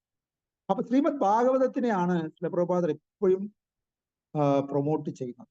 അദ്ദേഹത്തിന്റെ സ്ഥാനം അത് രണ്ടാമതേ ഈ ലോകത്തിനോട് അവതരിപ്പിക്കുന്നു. അദ്ദേഹം ഒന്നാമത് കൃഷ്ണനെയാണ് എല്ലാവർക്കും കൊടുക്കുന്നത്. ശ്രീമദ് ഭാഗവതത്തിൽ കൃഷ്ണൻ ഉണ്ട് എന്നതാണ് അതിന് കാരണം. മറ്റേത് ആൾക്കാരും ആശ്രമങ്ങൾ കെട്ടിയിട്ടുണ്ടെങ്കിൽ അവരുടെ സ്വന്തം പേരായിരിക്കും ആശ്രമത്തിൽ നൽകിയിട്ടുള്ളത് എങ്കിൽ ശിലപ്രഭുപാദർ ഒരിക്കലും ശിലപ്രഭുപാദ ആശ്രമം എന്നല്ല തുടങ്ങിയിട്ടുള്ളത്. ശിലപ്രഭുപാദ് തുടങ്ങിയത് international society for Krishna consciousness. Internationally ഞാനൊരു സൊസൈറ്റി ഉണ്ടാക്കിയിട്ടുണ്ട്. ആ സൊസൈറ്റിയുടെ പേര് കൃഷ്ണ അവബോധത്തിൽ കൃഷ്ണനെ ഇരുത്തേണ്ട ഒരു സൊസൈറ്റിയാണ്. ഈ സൊസൈറ്റിയുടെ ഡ്യൂട്ടി നമ്മുടെ ഓരോരുത്തരുടെ അവബോധത്തിൽ, കൃഷ്ണാവബോധത്തിൽ ജനങ്ങളെ എത്തിക്കുക, ആത്മാക്കളെ എത്തിക്കുക എന്നുള്ളതാണ്. അതുകൊണ്ട് ശിലപ്രഭാതർ എപ്പോഴും അദ്ദേഹത്തിനല്ല ഫ്രണ്ടിൽ വച്ചിരിക്കുന്നത്, ഭാഗവതത്തിനെയും കൃഷ്ണനെയുമാണ് നമുക്ക് ഫ്രണ്ടിൽ വെച്ച് നൽകുന്നത്. അപ്പൊ അങ്ങനെ ശിലപ്രഭാതരുടെ പർപ്പട്ട് നമുക്ക് വായിക്കുമ്പോൾ അവിടെ എല്ലാം കൃഷ്ണ കൃഷ്ണ കൃഷ്ണ എന്ന് നമ്മുടെ അവബോധത്തിൽ കൃഷ്ണനെ വരുത്താനുള്ള മാസ്മരികത അദ്ദേഹത്തിന്റെ പർപ്പട്ടിലുണ്ട് എന്നുള്ളത് യാതൊരു സംശയമില്ല. എൻ്റെ അടുത്തൊരു കൂട്ടുകാരൻ ചോദിച്ചു, നിങ്ങൾ ഇതെല്ലാം ഒരു കഥയല്ലേ? അതെ, കഥയാണ്. പക്ഷെ ആ കഥ നിങ്ങൾ വായിക്കുമെങ്കിൽ നിങ്ങൾ ഒരിക്കലും ഇതൊരു കഥ എന്ന് പറയില്ല, ഇത് നടന്ന സംഭവമാണെന്നും കൃഷ്ണനും നമ്മളോടുള്ള ആ ബന്ധം വെളിവാക്കാൻ ഈ കഥ നമ്മളെ ഉപകാരപ്പെടുത്തും. കഥ ബുക്ക് വായിക്കാൻ താല്പര്യമുള്ള ഈ ലോകത്തിൽ എന്തുകൊണ്ട് ശ്രീമദ് ഭാഗവത കഥ നമ്മൾ വായിച്ചുകൂടാ? ഇതിനകത്ത് എന്താണ് ഇല്ലാത്തത്? ഇതിനകത്ത് സകലതുമുണ്ട് എന്നുള്ളതാണ് സത്യം. How to study Srimad Bhagavatam, എങ്ങനെ ശ്രീമദ് ഭാഗവതം വായിക്കാം? ഭാഗവതത്തിൽ തന്നെ ശ്ലോകമുണ്ട്. നമ്മുടെ എന്റെ ഗുരുമരാജ് മഹാവിഷ്ണു ഗോസ്വാമി വ്യക്തമായി പറഞ്ഞിട്ടുണ്ട്, നമ്മൾ ആദ്യം ഭാഗവതം വായിച്ചു പോകണം. പിന്നെ ഭാഗവതത്തിലുള്ള ഓരോ ശ്ലോകത്തിന്റെ അർത്ഥം നമ്മൾ മനനം ചെയ്യണം. എന്നിട്ട് നമ്മൾ ആ ഭാഗവത്തിന്റെ ആ അർത്ഥം നമ്മുടെ ലൈഫിലേക്ക് ഇംപ്ലിമെന്റ് ചെയ്യണം. എന്നിട്ട് നമ്മൾ ഈ ഒരു ടെക്നോളജി മറ്റുള്ളവർക്ക് നമ്മൾ ഷെയർ ചെയ്യണം. അങ്ങനെ നമ്മൾ ഭാഗവതത്തിനെ ആസ്വദിച്ച് ജീവിക്കണം എന്നാണ് ഹിസ് ഓൺലെസ് മഹാവിഷ്ണു ഗോസ്വാമി ഗുരു മഹാരാജ് പ്രാക്ടിക്കലായിട്ട് പറഞ്ഞിരിക്കുന്നത്. നമ്മുടെ ഗുരു മഹാരാജനെ ശരിക്കും പ്രാക്ടിക്കൽ ഭാഗവതൻ എന്നാണ് പറയുന്നത്. അദ്ദേഹത്തിന്റെ ജീവിതം മുഴുവനും ഭാഗവതത്തിനെ എങ്ങനെ ലൈഫിൽ അപ്ലൈ ചെയ്യാം എന്ന് ആചരിച്ച് കാണിച്ചു തന്ന ഒരു പരമ ഭാഗവതന്മാരിൽ ഒരാളാണ് ഹിസ് ഓൺലെസ് മഹാവിഷ്ണു ഗോസ്വാമി ഗുരു മഹാരാജ്. അപ്പൊ അതാണ് അതിന്റെ രീതി.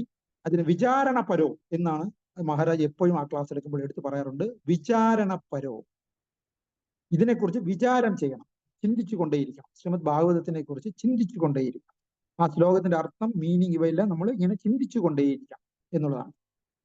ഗജേന്ദ്ര പ്രയറില് ശ്രീമദ് ഭാഗവതത്തിനെ കുറിച്ച് ഗജേന്ദ്ര പ്രയറില് ഗജേന്ദ്രൻ ഒരു കാര്യം പറയുന്നു.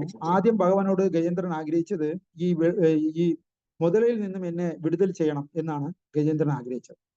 എന്നിട്ട് കുറെ കഴിഞ്ഞ് നമ്മുടെ ഗജേന്ദ്രന് ബോധോദയം ഉണ്ടാവുകയും ഭഗവാൻ മാത്രമേ എന്നെ രക്ഷിക്കാനുള്ളൂ, ലോകത്ത് ഒരു ബന്ധങ്ങൾക്കും ഒരു സുഹൃത്തുക്കൾക്കും എന്നെ സഹായിക്കാൻ പറ്റില്ല, എന്റെ ശരീരത്തിനും എന്നെ പ്രൊട്ടക്ട് ചെയ്യാനുള്ള കഴിവില്ല, ഭഗവാൻ മാത്രമേ എന്നെ പ്രൊട്ടക്ട് ചെയ്യാൻ കഴിയൂ എന്നുള്ള തിരിച്ചറിവ് വന്നപ്പോൾ അദ്ദേഹം പിന്നെ പ്രെയർ ചെയ്യുന്നത് എന്റെ വെളിയിലും അകത്തുമുള്ള എന്റെ ഇഗ്നറൻസിൽ നിന്നും എന്നെ വിടുതൽ ചെയ്യണമെന്നാണ്. ഇഗ്നറൻസ് എന്ന് പറയുമ്പോൾ അജ്ഞാനത്തിൽ നിന്നും വിടുതൽ ചെയ്യണമെന്നാണ്. ആന എന്ന് പറയുമ്പോൾ ഒരു മൃഗമാണ്. അപ്പൊ ഞാന് ഈ മുതലയുടെ കടിയിൽ നിന്നും വിടുതൽ ചെയ്യപ്പെട്ടാലും ഞാന് മൃഗശരീരത്തിൽ നിന്നും ഞാൻ വിടുതൽ ചെയ്യപ്പെട്ടില്ല എങ്കിൽ യഥാർത്ഥത്തിൽ അന്തിമമായ ഒരു ഗുണം എനിക്ക് എന്തായാലും ഉണ്ടാവാൻ പോകുന്നില്ല. അതുകൊണ്ട് എനിക്ക് യഥാർത്ഥത്തിൽ ഈ പുറത്തു നിന്നുള്ള മുതലയുടെ കടിയിൽ നിന്നും മാത്രമല്ല എനിക്ക് വിടുതൽ വേണ്ടത്.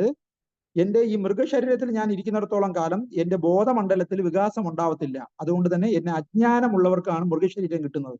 ഞാനിപ്പോൾ മൃഗശരീരത്തിൽ ആണ്. അപ്പൊ ഞാൻ വെളിയിലെ മുതലയുടെ കടിയിൽ നിന്നും ഞാൻ വിടുതൽ വന്നാൽ മാത്രം പോരാ, മൃഗമാകുന്ന ഈ ശരീരത്തിൽ നിന്നും ഞാനാകുന്ന സോളിനെ, മൃഗമാകുന്ന ശരീരം എന്റെ ഞാനാകുന്ന സോളിനെ പിടിച്ചിട്ടുണ്ട്. അപ്പൊ അതിൽ നിന്നും കൂടെ എനിക്ക് വിടുതൽ വേണം. എങ്കിലേ ഞാൻ ശരിക്കും ഭഗവാന്റെ അറിവിലേക്ക് എത്തത്തുള്ളൂ. എന്റെ ശാശ്വതമായ എന്റെ യഥാർത്ഥ നന്മ എന്നുണ്ടാവുന്നത് അപ്പൊ മാത്രമാണ്. അതുകൊണ്ട് ഇഗ്നറൻസിൽ നിന്നും എനിക്ക് പുറത്തു കടക്കണം. ഇഗ്നറൻസിന്റെ മൂർത്തിമത് ഭാവമായ ഈ മൃഗശരീരത്തിൽ നിന്നും കൂടെ എനിക്ക് മുക്തി വേണമെന്ന് ഗജേന്ദ്രൻ ഭഗവാനോട് പ്രാർത്ഥിക്കും. അപ്പൊ ഈ ശ്രീമദ് ഭാഗവത്തില് അജ്ഞാനത്തിൽ നിന്നും പുറത്തു വരണമെന്ന് ആഗ്രഹിക്കുന്ന ഒരു വ്യക്തിക്ക്, കലിയുഗത്തിന്റെ കടും അജ്ഞതയിൽ നിന്നും അന്ധകാരത്തിൽ നിന്നും കാഴ്ച നഷ്ടപ്പെട്ടവർക്ക് അതിൽ നിന്ന് പുറത്തു വരാനുള്ള വഴി ആണ് ശ്രീമദ് ഭാഗവതം എന്ന് പറയുന്നതും കൂടെ നമുക്ക് കണക്ട് ചെയ്ത് വായിക്കേണ്ടതാണ്. അപ്പൊ നമ്മളും അജ്ഞാനമാകുന്ന അന്ധകാരത്തിലാണ് ഗജേന്ദ്രനെ പോലെ എങ്കിൽ നമുക്ക് വഴികാട്ടിയാണ് ശ്രീമദ് ഭാഗവതം എന്ന് നമുക്ക് ഇതിലൂടെ മനസ്സിലാക്കാവുന്നതാണ്. അപ്പൊ ശ്രീമദ് ഭാഗവതനെ കമ്പയർ ചെയ്തിരിക്കുന്നത് സൂര്യനോടാണ് ഇന്നത്തെ ഈ ശ്ലോകത്തിൽ. സൂര്യൻ എന്ന് പറഞ്ഞാൽ സൂര്യൻ എവിടെയാണോ വന്നത് അവിടെ എന്തില്ല? അന്ധകാരം ഇല്ല, ഉണ്ടാവത്തില്ല. മിന്നാമിനിങ്ങിന് സൂര്യപ്രകാശത്തിന്റെ ഫ്രണ്ടിൽ എന്ത് കാര്യം? ശ്രീമദ് ഭാഗവത്തിൽ 10ാമത്തെ കാൻഡോ നമ്മൾ വായിക്കുമ്പോൾ മനസ്സിലാകുന്നു. മൂടൽ മഞ്ഞിന്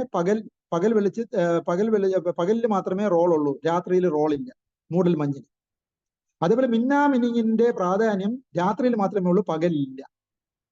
പകൽ സൂര്യൻ ഉദിക്കുമ്പോൾ പിന്നെ മിന്നാമിനിങ്ങിന് എന്ത് റോളാണുള്ളത്? എന്നതുപോലെ അന്ധകാരം ഉള്ള ഇടത്ത് സൂര്യപ്രകാശം വന്നു കഴിഞ്ഞാൽ പിന്നെ അന്ധകാരത്തിന് റോളില്ല.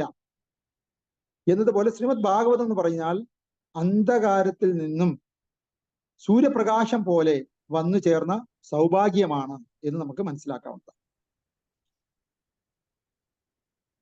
ഓക്കെ, അപ്പൊ അതാണ് മാതാജി ഒരു ടൈപ്പിംഗ് മെസ്സേജ് ഇട്ടിട്ടുണ്ട്. അത് ഗജേന്ദ്രന്റെ പ്രയറിന്റെ ഭാഗമായി ഒരു ടൈപ്പിംഗ് മെസ്സേജ് ഒരു ഡിവോട്ടി നമുക്ക് അയച്ചിട്ടുണ്ട്. ദയവായി ഭക്തജനങ്ങൾ വായിച്ചു നോക്കുക. Thank you Mataji. Thank you Prabhu. Hare Krishna. അടുത്തത് നമുക്കറിയാം, കലിയുഗത്തിലുള്ള എല്ലാ ജനങ്ങൾക്കും 4 തരം ദോഷങ്ങളുണ്ട്. മായയാൽ അപഹൃതമായ ജ്ഞാനം, അപൂർണമായ ഇന്ദ്രിയങ്ങൾ, ചീറ്റിംഗ് ടെൻഡൻസി എന്നിങ്ങനെ 4 അപൂർണത മനുഷ്യനുണ്ട്. Defects in human life. അങ്ങനെയുള്ള ഡിഫക്റ്റ് ഉള്ളവർക്കുള്ള മരുന്നാണ് ശ്രീമദ് ഭാഗവതം.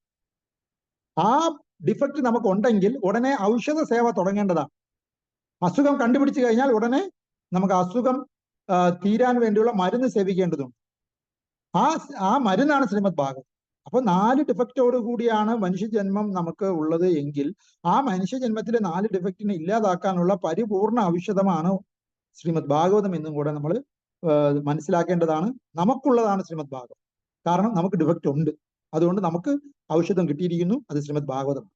അതേപോലെ ഭാഗവത്തിൽ എന്തൊക്കെ ഉണ്ടെന്ന് ചോദിച്ചാൽ ആ ഭാഗവത്തിൽ ഇല്ലാത്തതായിട്ട് ഒന്നുമില്ല. സകല രസവും ശ്രീമദ് ഭാഗവത്തിലുണ്ട്.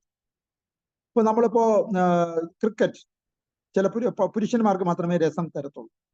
ഡാൻസ്, പാട്ട്, അവാർഡ് ഡിസ്ട്രിബ്യൂഷൻ, ഇത് കുറച്ച് ലേഡീസിന് ഭയങ്കര ഇഷ്ടമുള്ള പരിപാടിയാണ്. അത് ചിലപ്പോൾ പുരുഷന്മാർക്ക് അത്രത്തോളം ഇഷ്ടം ഉണ്ടാവണമെന്നില്ല. കളികൾ യങ്സ്റ്റേഴ്സിന് വളരെ ഇഷ്ടമുള്ള ഒരു ഫീൽഡാണ്. വലിയ ആൾക്കാർക്ക് ആ കളികൾ അത്രത്തോളം ഇഷ്ടപ്പെടണമെന്നില്ല. വലിയ ആൾക്കാർക്ക് പൊളിറ്റിക്കൽ ഡിസ്കഷൻസ് വളരെ ഇഷ്ടമാണ്, അത് കൊച്ചു പിള്ളേർക്ക് വളരെ ഇഷ്ടമാവണമെന്നില്ല. എന്നാൽ ശ്രീമദ് ഭാഗവതം അങ്ങനല്ല. ശ്രീമദ് ഭാഗവതം എല്ലാവർക്കും ഒരുപോലെ രസം പ്രദാനം ചെയ്യുന്നതാണ് എന്നുള്ളത് സന്തോഷ വാർത്ത നമ്മൾ മനസ്സിലാക്കേണ്ടതാണ്. അപ്പൊ ശ്രീമദ് ഭാഗവതം സകല രസത്തിന്റെയും മൂർത്തിമത് ഭാവമാണ്. അതായത് ശ്രീമദ് ഭാഗവതം ഈസ് ദ കൃഷ്ണഭക്തി രസസ്വരൂപം എന്നാണ് പറയുന്നത്. ശ്രീമദ് ഭാഗവതം എന്ന് പറയുന്നത് കൃഷ്ണഭക്തി രസസ്വരൂപം. കൃഷ്ണ ഭക്തി, രസം ഇവയെല്ലാം ഇതിന്റെ പ്രതിപാദ്യ വിഷയമാണ്. കൃഷ്ണനെ കുറിച്ച് പറഞ്ഞിട്ടുണ്ട്, ഭക്തിയെ കുറിച്ച് പറഞ്ഞിട്ടുണ്ട്, വിവിധ രസങ്ങളെ കുറിച്ചും പറഞ്ഞു. അതായത് മാധുര്യരസം, ദാസ്യരസം, സഖ്യരസം എന്നിങ്ങനെയുള്ള എല്ലാ രസത്തിനെ കുറിച്ചും, വാത്സല്യരസം എന്നതിനെ കുറിച്ച് എല്ലാം ശ്രീമദ് ഭാഗവത്തിൽ വിവരണം ഉള്ളത് കൊണ്ട് തന്നെ നമുക്ക് ഏത് രസമാണോ വേണ്ടത് അതെല്ലാം ശ്രീമദ് ഭാഗവതം കിട്ടും. എല്ലാ തരം രസവും എല്ലാ തരം തത്വവും ശ്രീമദ് ഭാഗവത്തിൽ ചർച്ച ചെയ്യപ്പെട്ടിട്ടുണ്ട്. എല്ലാ തരം രസവും നമുക്ക് ശ്രീമദ് ഭാഗവത്തിലൂടെ ആസ്വദിക്കാം. എല്ലാ തരം തത്വവിചാരവും ശ്രീമദ് ഭാഗവത്തിൽ ചർച്ച ചെയ്യപ്പെട്ടിട്ടുണ്ട്. അതുകൊണ്ട് എല്ലാ തരം തത്വ സംഹിതകളും നമുക്ക് ശ്രീമദ് ഭാഗവത്തിലൂടെ ദർശിക്കാൻ കഴിയും.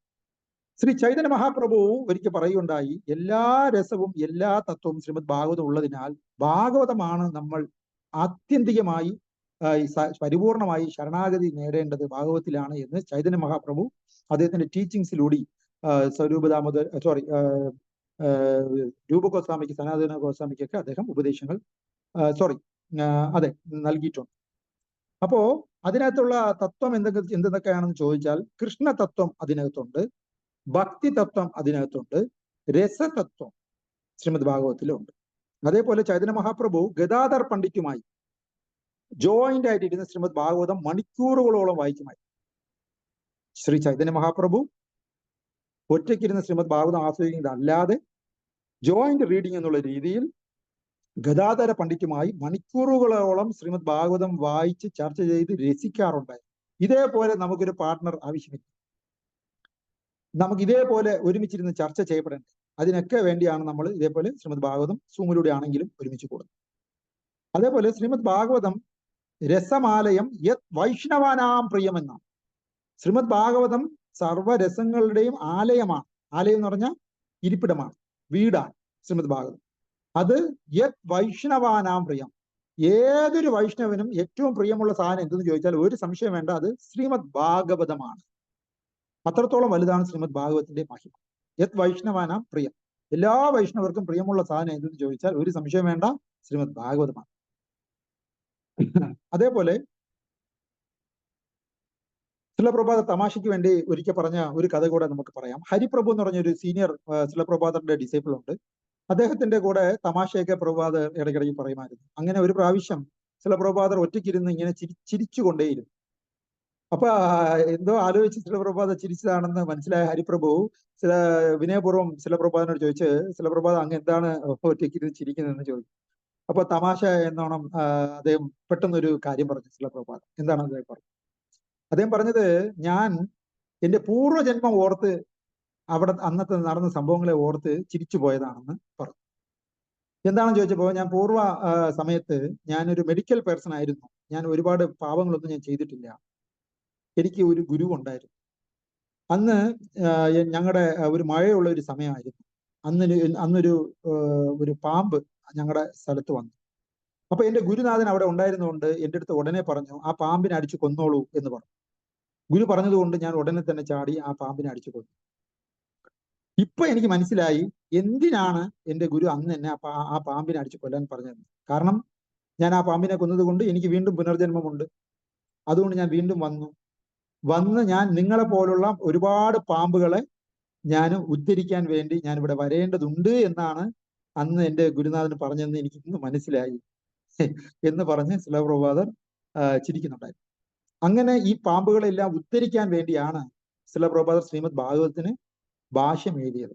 നമുക്ക് പർപ്പട്ട് എഴുതി ശ്രീല പ്രഭുപാദർ നമ്മളെ സഹായിച്ചത് അതുകൊണ്ടാണെന്ന് നമുക്ക് ഈ ലീലയിലൂടെ നമുക്ക് മനസ്സിലാക്കാവുന്നതാണ്. അപ്പൊ ശ്രീമദ് ഭാഗവതം ആരാണോ പഠിക്കുന്നത്, ആരാണോ ആത്മാർത്ഥമായി സീരിയസ് ആയിട്ട് എടുക്കുന്നത്, അവർക്ക് പുനർജന്മം ഇല്ല എന്നുള്ള കാര്യമാണ് അതിവിടെ മനസ്സിലാക്കേണ്ടത്. അപ്പൊ ആചാര്യന്മാര് ഇവിടെ വരുന്നത് നമ്മളെപ്പോലുള്ള ഒരുപാട് ആൾക്കാർക്ക് പുനർജന്മം ഇല്ലാതാക്കാനാണെന്നുള്ളതും കൂടെ ഈ ലീലയിലൂടെ നമുക്ക് മനസ്സിലാക്കാവുന്നതാണ്. അക്രൂരൻ വൃന്ദാവനത്തിൽ വന്ന് കംസൻ വിളിക്കുന്നു എന്ന് പറഞ്ഞ് കൃഷ്ണനെ മധുരയിലേക്ക് വിളിച്ചുകൊണ്ട് പോകാൻ ശ്രമിക്കവേ ഗോപികമാരെല്ലാം പറഞ്ഞു, അങ്ങ് കൃഷ്ണനെ വിളിച്ചുകൊണ്ട് പോവുകയാണെങ്കിൽ ഞങ്ങൾ കണ്ണ് കാണാത്തവരായി പോകും എന്ന് പറഞ്ഞു. എന്തുകൊണ്ടാണ് കണ്ണ് കാണാത്തവരായി പോകുന്നത്?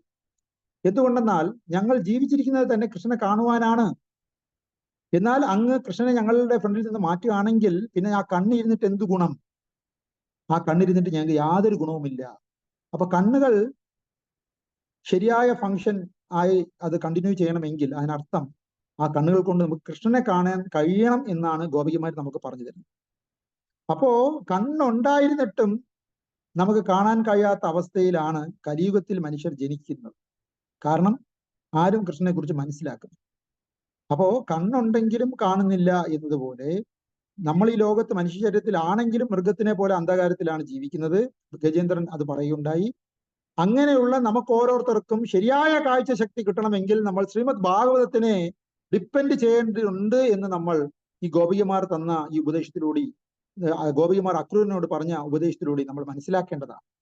അങ്ങനെ നമ്മൾ ആത്മാർത്ഥമായി കണ്ണുകൾക്ക് കാഴ്ചശക്തി ഉണ്ടാക്കാൻ നമ്മൾ ആഗ്രഹിക്കുന്നുവെങ്കിൽ നമ്മൾ ശ്രീമദ് ഭാഗവതത്തിനെ ഡിപ്പെൻഡ് ചെയ്യേണ്ടതാണ്. അതേപോലെ ഗോപികാ ഗീതത്തില് ഒരു സ്ഥലത്ത് കൃഷ്ണനെ പുകഴ്ത്തുന്ന മനോഹരമായ ഒരു കീർത്തനത്തിൽ എടുത്തു പറയാറുണ്ട്. എന്താണ്? 3 വാക്കുകൾ കൊണ്ടാണ് കൃഷ്ണനെ അഭിസംബോധന ചെയ്യുന്നത്. ഗോവിന്ദ ദാമോദര മാധവേതി, ഗോവിന്ദ ദാമോദര മാധവേതി. അപ്പോ ഈ ഒരു പ്രയറില് ഗോവിന്ദ ദാമോദര മാധവേതി എന്നിങ്ങനെ 3 പേര് വിളിച്ചാണ് കൃഷ്ണനെ അഭിസംബോധന ചെയ്തിരിക്കുന്നത്. ആ ശ്ലോകം നന്നായി പാടാൻ പറ്റും, ഞാൻ ഓർക്കുന്നില്ല. അതുകൊണ്ട് ലാസ്റ്റത്തെ ലൈൻ മാത്രമേ ഞാനിപ്പോ പറയുന്നുള്ളൂ. ഗോവിന്ദ ദാമോദര മാധവേതി, ഗോവിന്ദ ദാമോദര മാധവ എന്നിങ്ങനെ 3 പേരിലൂടെ എന്തുകൊണ്ട് ഗോപികമാര് കൃഷ്ണനെ വിളിച്ചു ഈ ശ്ലോകത്തിലൂടെ എന്നുള്ള ഒരു എക്സ്പ്ലനേഷൻ ഒരു ക്ലാസ്സിൽ ഒരു ഡിവോട്ടി പറയുകയുണ്ടായി. അപ്പൊ അത് എനിക്ക് ഭക്തന്മാരോട് ഷെയർ ചെയ്യണമെന്ന് ആഗ്രഹമുണ്ട്.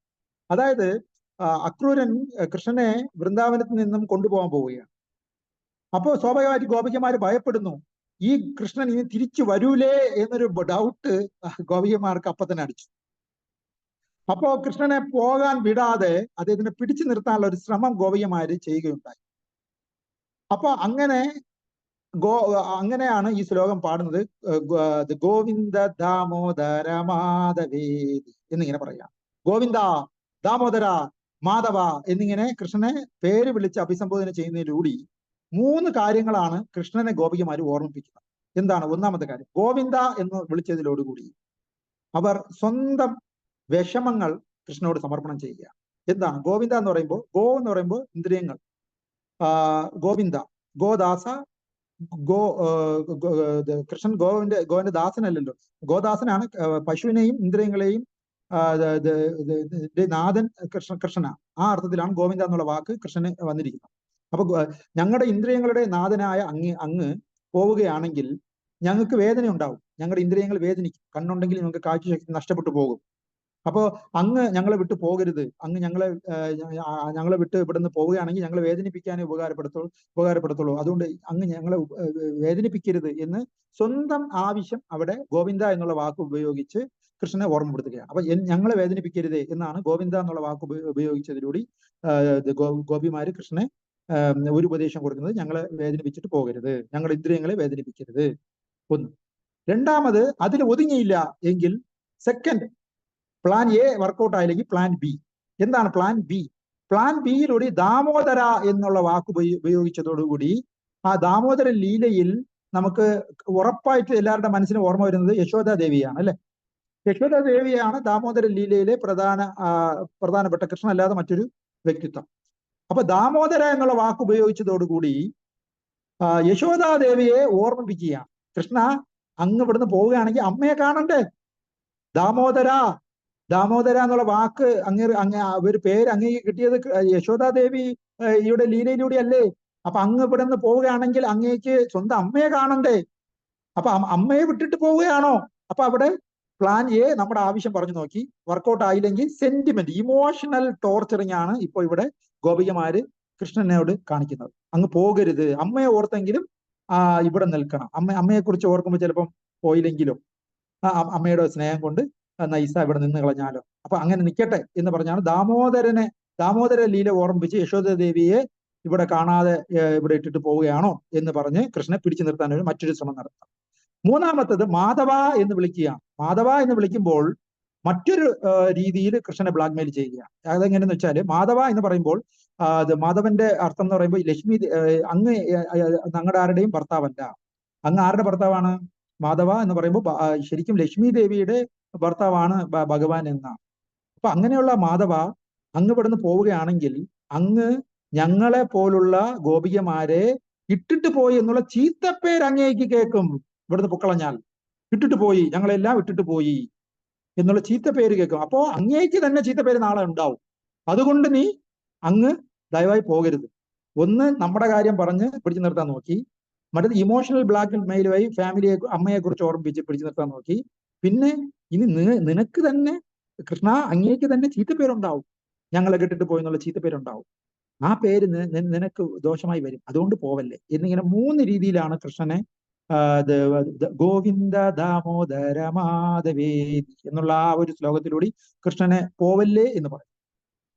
അങ്ങനെ കൃഷ്ണനെ വ്യത്യസ്ത ആംഗിളിൽ നിന്നും ഗോപികമാര് കണ്ടിട്ടുണ്ടെങ്കിൽ ശ്രീമദ് ഭാഗവതം മുഴുവനും കൃഷ്ണനെ വ്യത്യസ്ത രീതിയിൽ, കൃഷ്ണന്റെ വിവിധ ലീലകളിലൂടെ കാണാൻ പറ്റുന്ന രീതിയിലാണ് ശ്രീമദ് ഭാഗവതം മുഴുവനും സൃഷ്ടിക്കപ്പെട്ടിരിക്കുന്നത് എന്നുള്ള കാര്യം നമ്മൾ മനസ്സിലാക്കേണ്ടതാണ്.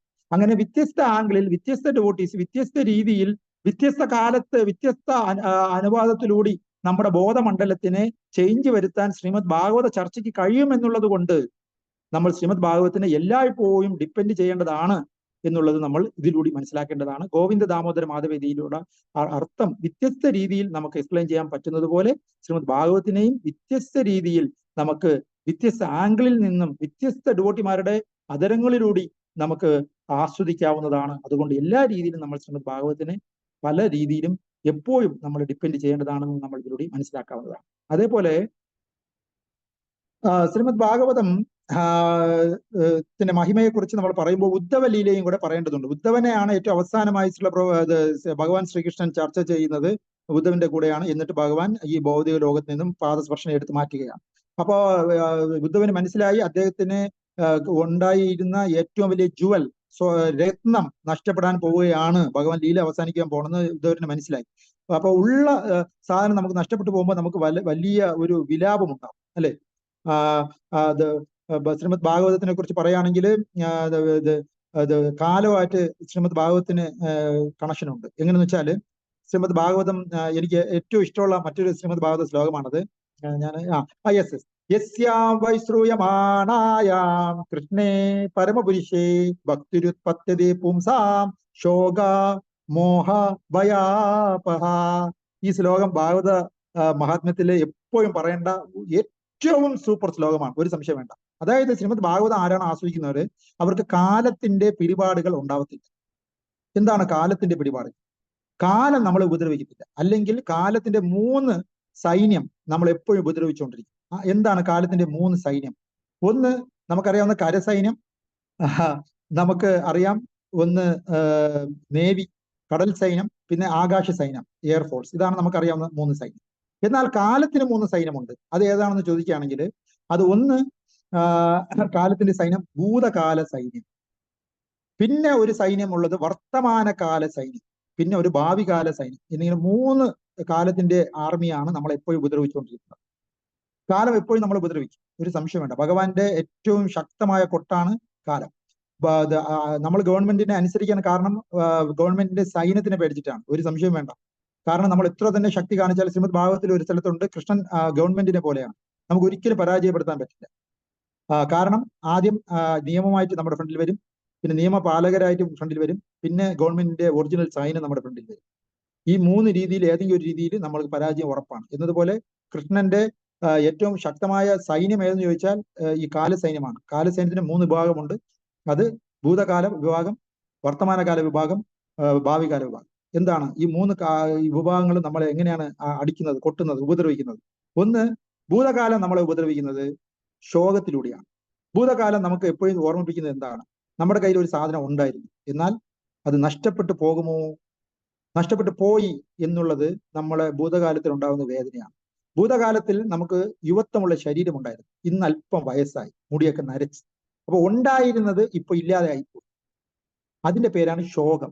ശോകം എന്നുള്ള ഒരു സംഭാവന നമുക്ക് നൽകിയിരിക്കുന്നത്, ശോകമാകുന്ന ദുഃഖം നമുക്ക് സംഭാവന ചെയ്തിരിക്കുന്നത് ഈ ഭഗവാന്റെ ഭൂതകാല സൈന്യമാണ്.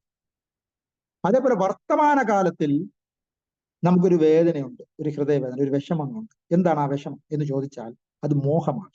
അത് വർത്തമാനകാല സൈന്യം നമുക്ക് തന്ന സംഭാവനയാണ്, അടിയാണ് മോഹം എന്ന് പറയുന്നത്. എനിക്ക് ഇപ്പോ ഒരു വീട് വേണം, എനിക്കിപ്പോ ഭാര്യ വേണം, എനിക്കൊരു കല്യാണം കഴിക്കണം, എനിക്കൊരു മക്കൾ വേണം, എനിക്ക് ഒരു നല്ലൊരു ചുവന്ന കാറ് വേണം, എന്നിങ്ങനെ എനിക്ക് നല്ലൊരു പേന വേണം, എന്നിങ്ങനെ ഏതൊരു ആഗ്രഹവും ഇപ്പൊ നമുക്ക് ഏതാണോ ആഗ്രഹമുള്ളത്, എനിക്ക് കുറച്ച് ബാങ്ക് ബാലൻസ് വേണം, ഇപ്പൊ എനിക്ക് എന്ത് വേണം, ഈ വേണം, പക്ഷെ എൻ്റെ ഇല്ല.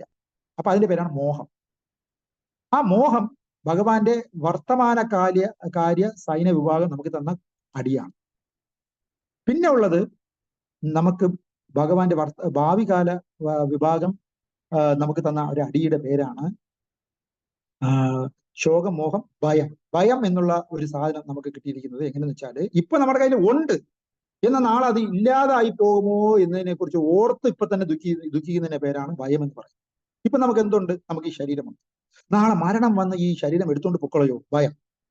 ഇപ്പൊ നമുക്കൊരു ജോലിയുണ്ട്, അത് നാളെ ഇല്ലാതായി പോകുമോ, ബോസ് നമ്മളെ ജോലിയിൽ നിന്ന് പിരിച്ചു വിട്ട് കളയുമോ, ഭയം.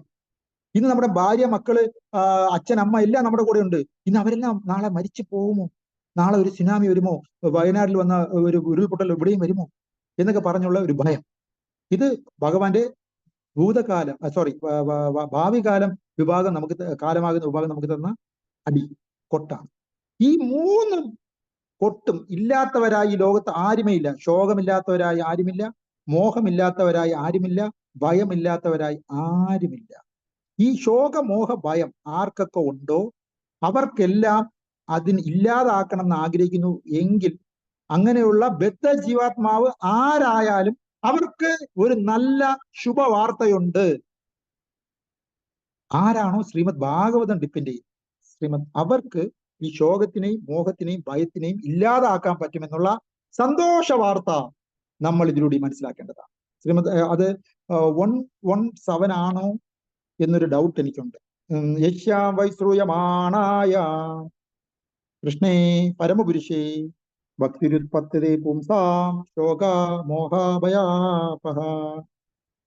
ശോകം, മോഹം, ഭയം ഇവയിൽ നിന്ന് മുക്തി പ്രാപിക്കാൻ ആയിരിക്കുന്ന ഏതൊരു വ്യക്തിയും കൃഷ്ണന്റെ ദിവ്യമായ ലീലകളെ കുറിച്ച് ചർച്ച ചെയ്യപ്പെടേണ്ടതാണ്. ശ്രീമദ് ഭാഗവതം ഡിപ്പെൻഡ് ചെയ്യുന്ന വ്യക്തിക്ക്, ശ്രീമദ് ഭാഗവതം ഡിപ്പെൻഡ് ചെയ്യുന്ന വ്യക്തി ശോകത്തിൽ നിന്നും, മോഹത്തിൽ നിന്നും, ഭയത്തിൽ നിന്നും മുക്തി പ്രാപിക്കാൻ പറ്റുമെന്നാണ് ഈ ശ്ലോകം നമ്മളോട് പറഞ്ഞിരുന്നത്. അപ്പോ ഇത് നമുക്ക് പറ്റിയ ഔഷധമാണെന്ന് നമ്മൾ മനസ്സിലാക്കേണ്ടതാണ് ശ്രീമദ് ഭാഗവതം. അതേപോലെ ശ്രീമദ് ഭാഗവതത്തിനെ കുറിച്ച് പറയുകയാണെങ്കിൽ, ശ്രീമദ് ഭാഗവതം വളരെ അട്രാക്റ്റീവ് ആണ്. കൃഷ്ണൻ അട്രാക്റ്റീവ് ആണ്, അതാണ് അദ്ദേഹത്തിന്റെ പേര് കൃഷ്ണൻ എന്ന് കൊടുത്തത്. കൃഷ്ണ എന്ന് പറഞ്ഞാൽ ആൾ അട്രാക്റ്റീവ് ആണ്. അതേപോലെ ശ്രീമദ് ഭാഗവതം വളരെ അട്രാക്റ്റീവ് ആണ്. എന്തുകൊണ്ടെന്ന് വെച്ചാല് ഭഗവാന്റെ നാമം എല്ലാത്തിനേക്കാളും അട്രാക്ഷൻ ഉള്ളതാണ്. നാമത്തിനേക്കാൾ അട്രാക്ഷൻ ആണ് ഭഗവാന്റെ ഫോം, ഭഗവാന്റെ രൂപത്തിന്. ഭഗവാന്റെ രൂപത്തിനേക്കാളും ആകർഷണം ഉള്ളത് ഭഗവാന്റെ ആക്ടിവിറ്റീസ്. ആക്ടിവിറ്റീസ് എന്ന് പറയുമ്പോൾ ഭഗവാന്റെ പ്രവർത്തനങ്ങൾ വളരെ വളരെ അട്രാക്റ്റീവ് ആണ് എല്ലാവർക്കും. അതിനേക്കാളും അട്രാക്റ്റീവ് ആണ് ഭഗവാന്റെ ക്വാളിറ്റീസ്. എന്നാൽ ശ്രീമദ് ഭാഗവത്തില് ഭഗവാന്റെ നാമത്തിനെ കുറിച്ചും രൂപത്തിനെ കുറിച്ചും ആക്ടിവിറ്റിയെ കുറിച്ചും ഭഗവാന്റെ ക്വാളിറ്റീസിനെ കുറിച്ചും പറയുന്നു. അതുകൊണ്ട് ആരാണോ ശ്രീമദ് ഭാഗവതം വായിക്കുന്നത് അവരുടെ കോൺഷ്യസ്നെസ് മാറും. കോൺഷ്യസ്നെസ് മാറിപ്പോകും. അതുകൊണ്ട് ശ്രീമദ് ഭാഗവതം വായിക്കുന്ന വ്യക്തിക്ക് അവരുടെ ബോധമണ്ഡലത്തിൽ വലിയൊരു പരിവർത്തനം ഉണ്ടാക്കാൻ കഴിയുമെന്നുള്ളത് പ്രാക്ടിക്കലായിട്ട് തെളിയിക്കപ്പെട്ട ഒരു സത്യമാണ്. അതുകൊണ്ട് ഏതൊരു ബദ്ധ ജീവാത്മാവും ശ്രീമദ് ഭാഗവതത്തിലൂടെ കടന്നു പോവുകയാണെങ്കിൽ പോകുന്നതിന് മുമ്പ് അദ്ദേഹം മെറ്റീരിയൽ ആയിരിക്കും, അപ്പുറത്ത് ഇറങ്ങുമ്പോൾ അദ്ദേഹം സ്പിരിച്വൽ മൈൻഡ് സെറ്റിലേക്ക് അദ്ദേഹം മാറുന്നതാണ്. അതുകൊണ്ട് ശ്രീമദ് ഭാഗവതം ഒരു ദിവ്യ ഔഷധമാണ് എന്ന് നമ്മൾ മനസ്സിലാക്കേണ്ടതാണ്. അതേപോലെ ഭാഗവതത്തിനെ ഡിപ്പെൻഡ് ചെയ്യുക എന്ന് പറയുമ്പോൾ കൃഷ്ണനെ ഡിപ്പെൻഡ് ചെയ്യുന്നത് പോലെയാണ്. അതുകൊണ്ട് തന്നെ സുദാമ പറയുകയാണ്, ഞാൻ അദ്ദേഹത്തിന് ആകെ 3 പിടി അവിലേ കൊടുത്തുള്ളൂ, എന്നാൽ അദ്ദേഹം എനിക്ക് എന്തെല്ലാം നൽകി. അതേപോലെ നമ്മൾ ഭഗവാൻ കൃഷ്ണനെ ശ്രീമദ് ഭാഗവതം പഠിക്കാൻ വേണ്ടി കുറച്ച് സമയം മാത്രം കൊടുത്താൽ നമുക്ക് തിരിച്ചു കിട്ടുന്നത് സുദാമയ്ക്ക് കിട്ടിയതുപോലെ ഒരിക്കലും കമ്പയർ ചെയ്യാൻ പറ്റാത്ത സൗഭാഗ്യം നമുക്ക് വന്നു ചേരുമെന്ന് നമ്മൾ മനസ്സിലാക്കേണ്ടതാണ്. അതിനുവേണ്ടി നമ്മൾ ശ്രീമദ് ഭാഗവതം പഠിക്കാൻ ശ്രമിക്കേണ്ടതാണ്. ഒരു പ്രാവശ്യം 1977 ഒരു വേഷപൂജ ഓഫറിങ്സ് നടക്കുന്ന സമയത്ത് നമ്മുടെ തമാൽ കൃഷ്ണ ഗോസ്വാമി മഹാരാജ് അദ്ദേഹത്തിന്റെ വേഷപൂജ ഓഫറിംഗിൽ ശിലപ്രഭാതനോട് പറയുകയുണ്ടായി, എനിക്ക് എല്ലാ നല്ല ക്വാളിറ്റീസും എൻ്റെ അച്ഛൻ്റെ കൂടി എനിക്ക് കിട്ടി, എന്നാൽ ഒരു ക്വാളിറ്റീസ് എൻ്റെ ഗുരുവിൽ നിന്നാണ് കിട്ടിയത്. എന്താണ് ആ ക്വാളിറ്റി?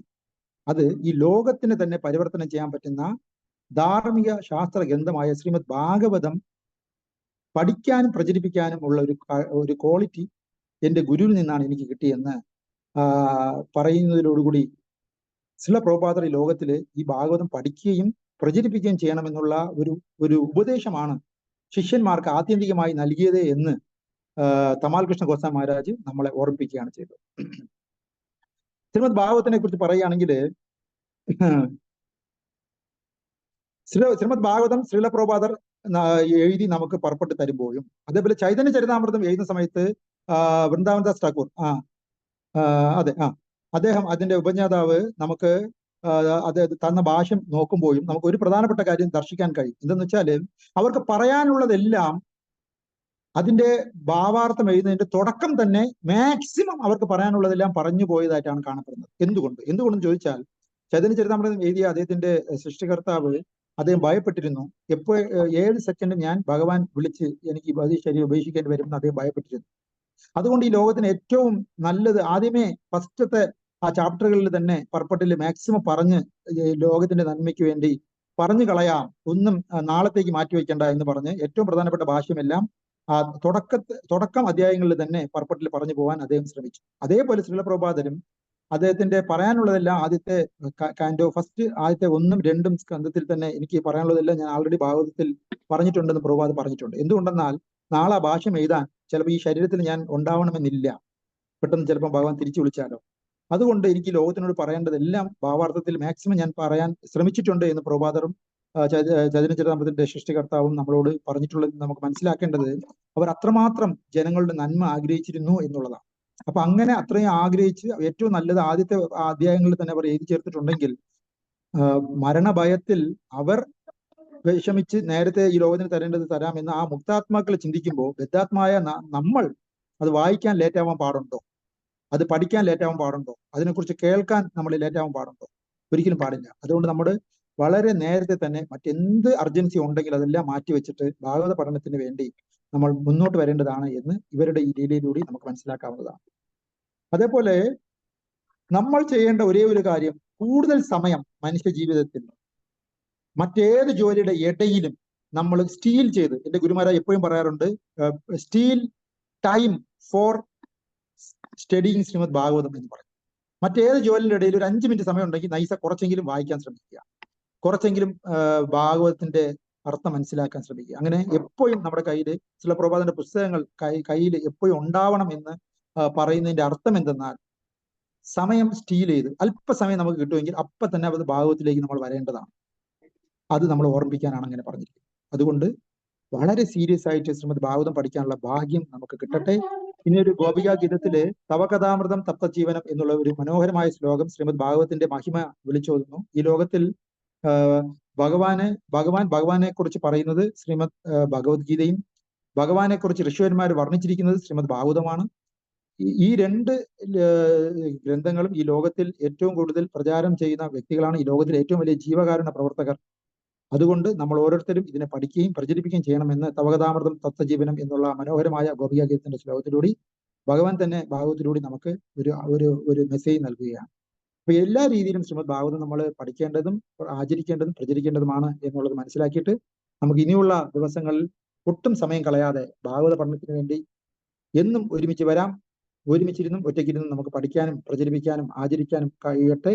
അതിനുള്ള മഹാഭാഗ്യം ഭഗവാൻ തരട്ടെ.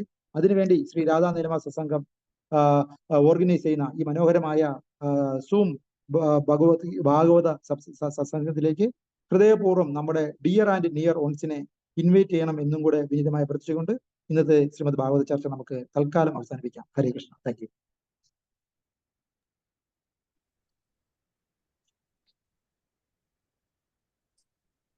എന്തെങ്കിലും ഡൗട്ട്സോ ചർച്ചകളോ കമന്റ്സോ ഈ ശ്ലോകമായിട്ട് ബന്ധപ്പെട്ടുണ്ടെങ്കിൽ ദയവായി ഭക്തജനങ്ങൾക്ക് പറയാം. ഹരേ കൃഷ്ണ. Thank you. ഹരേ കൃഷ്ണ പ്രഭു. ദണ്ഡവത് പ്രണാം പ്രഭു. രാവിലെ ഒരു പഞ്ചാമൃതം കഴിച്ച പോലെയുണ്ട് പ്രഭു. അത്ര നല്ല ക്ലാസ്. ഞാൻ പ്രഭുവിന്റെ ക്ലാസ് ആദ്യമായിട്ട് കേൾക്കാണ്. ഇതിനു മുമ്പ് ഒരു ക്ലാസ് എനിക്ക് മിസ്സായി.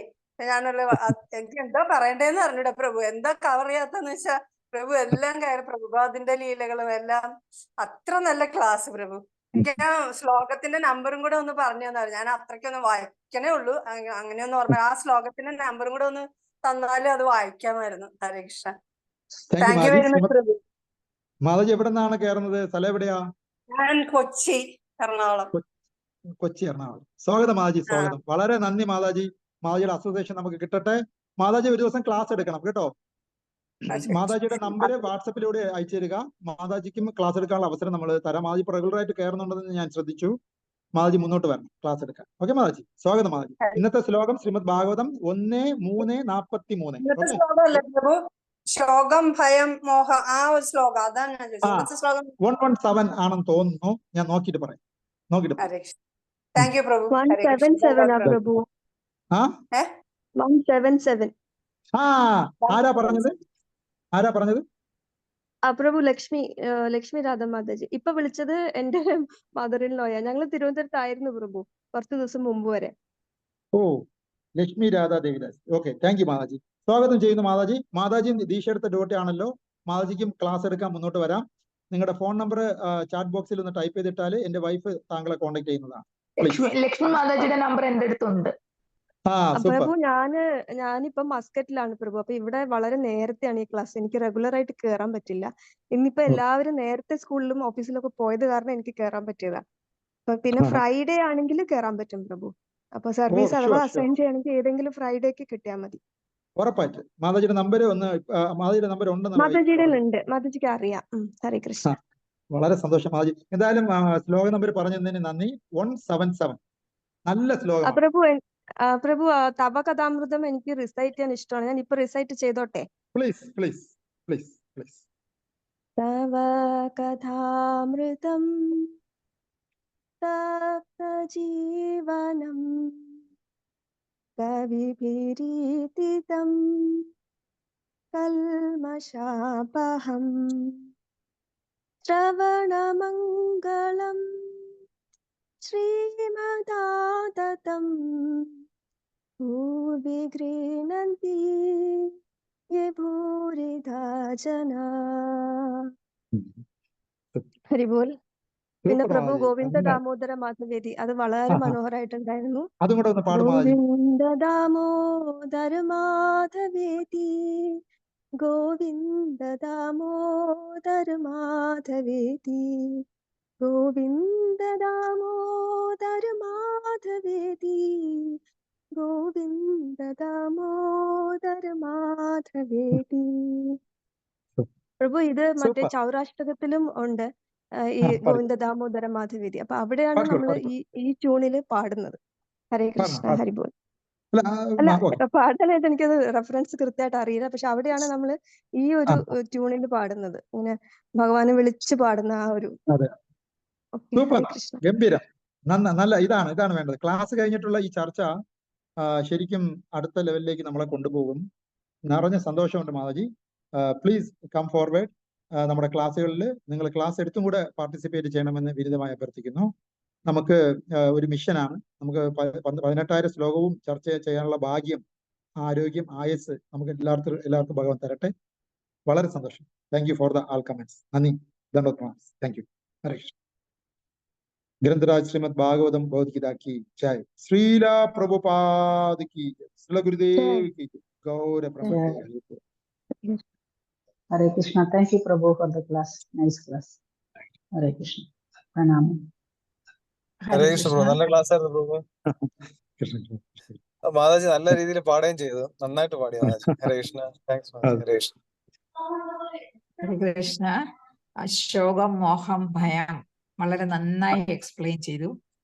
വളരെ നല്ല ഈ യുഗത്തിൽ ജീവിക്കുമ്പോൾ എന്താവശ്യമുണ്ടോ അതിനെക്കുറിച്ച് വളരെ നല്ല രീതിയിൽ മനസ്സിലാക്കി തന്നു. Thank you so much. Hare Krishna. Thank you. Hare Krishna. Thank you. Aijarya, Hare Krishna.